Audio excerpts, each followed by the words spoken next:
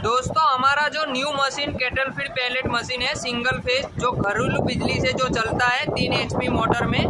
अभी मैं आपको लाइव डेमो करके दिखाने जा रहा हूँ कि इस टाइप का रॉ मटेरियल रहता है जो हमें रेसिपी बनाना पड़ता है और उसके बाद आप इस रोलर के मार्फत ये घूमता है, उसके बाद ये पैलेट बन रहा है।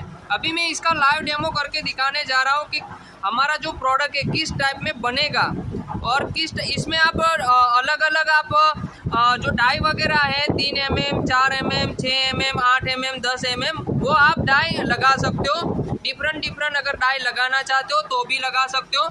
जो गाय भैंस बकरा वगैरह के लिए जो मछली जो डूबने वाला जो दाना खाता है वो भी बनाना है तो इस मशीन के मार्फत बना सकते हो। अभी मैं जो 6 mm वाली डाई का लाइव डेमो दिखाने जा रहा हूँ।